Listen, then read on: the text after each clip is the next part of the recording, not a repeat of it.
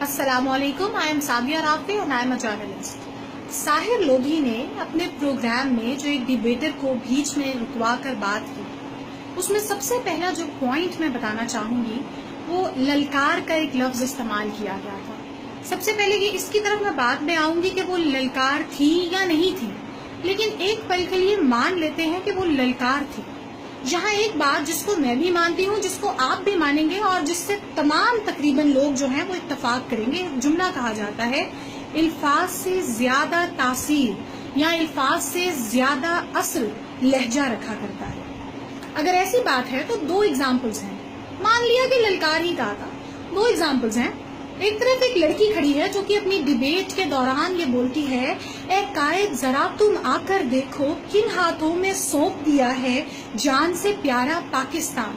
اور دوسری جانب ایک اینکر، نام نہاد سو کالڈ اینکر، اسٹیج کے اوپر آتا ہے اور دھاڑتے ہوئے کہتے ہیں، جناح کیا تھا، جناح میں بتاتا ہوں قائد کیا تھا، جناح جس نے یہ کیا، جناح جس نے وہ کیا۔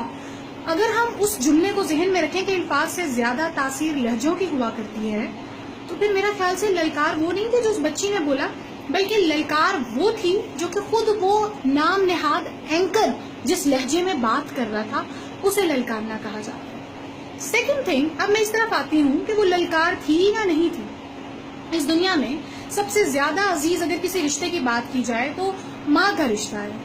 ماں سے بہت محبت ہوتی ہے، ماں دل کے بہت قریب ہوتی ہے۔ اس دنیا میں بہت سے لوگ ایسے ہوں گے جن کے سر پہ سے ماں کا سایہ رحمت جو ہے وہ اٹھ چکا ہے، اور جب ان لوگوں کو زمانے کی تلخیوں کو فیس کرنا پڑتا ہے، کرب جھیلنے پڑتے ہیں، درد سہنا پڑتا ہے، تو کئی بار جذبات کی وجہ سے وہ لوگ بول پڑتے ہیں، اے ماں تو کہاں رہ گئی ہے، اے ماں تو کیوں نہیں آتی اٹھ کے، اے ماں آ کے دیکھ تیرا بیٹا یا تیری بیٹی کس حال میں ہے، میں تیری آغوش میں چھپ کے رونا چاہتا ہوں۔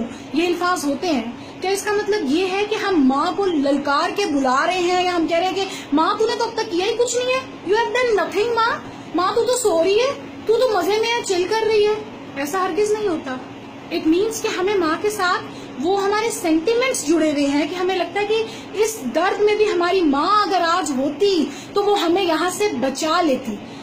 زیادہ دور نہیں جاتے، ہم بات کرتے ہیں، ہم سب خدا کو مانتے ہیں، اور جب دہشت گرد حملے ہوتے ہیں، جب ہم لوگ دیکھتے ہیں نہتوں کا خون بہ رہا ہوتا ہے، لوگوں پر ظلم ڈھایا جا رہا ہوتا ہے، جانیں جو ہیں ان کے ساتھ خونی کھیل کھیلا جا رہا ہوتا ہے، عزتیں لوٹی جا رہی ہوتی ہیں، بنت حوا کو نیلان جب کیا جا رہا ہوتا ہے، تو اس وقت بھی کئی دفعہ ہم لوگ جذباتی ہو کر بولتے ہیں، اے خدا تو دیکھ تو صحیح کہ کتنا ظلم ہو رہا ہے تیری زمین پر، اے خدا ایک بار تو دیکھ تو صحیح ہم کس کرب سے گزر رہے ہیں، یا پروردگار رحم کرتے ہم پر، کرم کرتے ہم پر۔ تو کیا نعوذ باللہ معاذ اللہ اس کا مطلب یہ ہوتا ہے کہ ہم اپنے نعوذ باللہ خدا سے جنگ کرنے جا رہے ہیں، یا ہم کو لگتا ہے کہ خدا نعوذ باللہ has done nothing for us، یا ہم یہ بتانے کی کوشش کر رہے ہوتے ہیں کہ ہمیں نعوذ باللہ خدا سے پیار نہیں ہے؟ Of course not. اگر ہم یہ سب کچھ کر رہے ہیں تو اٹ مینس دیٹ کہ ہمیں لگتا ہے کہ خدا ہی ہمارا وہ سہارا ہے جو ہمیں اس مشکل سے نکال دے گا، تو ہم اس کو بلا رہے ہیں، ہم اس کو پکار رہے ہیں۔ اور تم ساحر لودھی جو چیخے تھے وہاں پر، اتنا زیادہ کیوں چیخ کے بولے تھے؟ کیونکہ تم اپنے اس نقطے کے اوپر لوگوں کی توجہ کو چاہ رہے تھے۔ اٹ ڈزنٹ مین دیٹ کہ تم بھی للکار رہے تھے، یعنی تم ایک اٹینشن بنانا چاہ رہے تھے، پوائنٹ آف اٹینشن اپنی کسی بات کو بنانا چاہ رہے تھے، اور اس کے لیے تم اس طرح سے چیخ رہے تھے۔ اب دوسری طرف ہم آتے ہیں کہ اس نام نہاد اینکر نے اگر مشہور ہونے کے لیے، فیمس ہونے کے لیے، پبلسٹی حاصل کرنے کے لیے یہ کام کیا تھا، تو پھر سوری ٹو سے اس کے بارے میں ایک بڑا اچھا سا لفظ یوز ہوتا ہے جسے بولا جاتا ہے چیپ وے آف پبلسٹی، یعنی مشہور ہونے کے لیے گھٹیا ترین طریقہ اس نے اپنایا، اور وہ کیا کہ اپنے ہی پاکستانی بہن بھائیوں کی تذلیل کر کے، ایک لڑکی کی تذلیل کر کے، ایک پاکستانی لڑکی کو اور پاکستانی عوام کو یہ احساس دلا کر کہ صرف ایک وہی پاکستان کا سگا ہے، اس کے دل میں ہی پاکستان کا درد ہے، اس کا کلیجہ ہی پھٹا جا رہا ہے ممتا کے احساس سے، یہ بات بتانا چاہ رہا تھا۔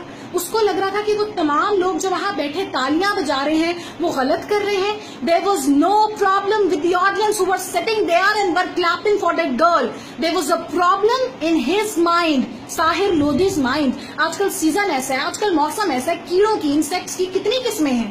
اڑنے والے کیڑے ہیں, جراثیم والے کیڑے ہیں, بیماری پھیلانے والے کیڑے ہیں, وائرسز کی کتنی قسمیں ہیں. ہمارے موبائل فونز کے اندر وائرس ہیں, ہمارے لیپ ٹاپ کے اندر وائرس ہیں. جب انسانی دماغ کے اندر, انسانی ذہن کے اندر جب کیڑے آ جائیں, جب وائرس آ جائے تو ایک شکل بن جاتی ہے, ایک تصویر بن جاتی ہے جسے ساحر لودھی کہا جاتا ہے. اور اگر تم اتنے ہی پاکستانی تھے تو ٹو بی ویری آنےسٹ ہم سب جانتے ہیں کہ بائی برتھ تم شاہ رخ خان سے نہیں ملتے تھے.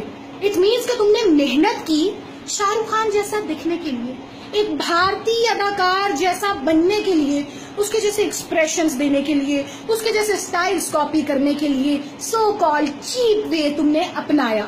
کیوں؟ کیونکہ تم شاہ رخ خان جیسا دکھنا چاہتے تھے.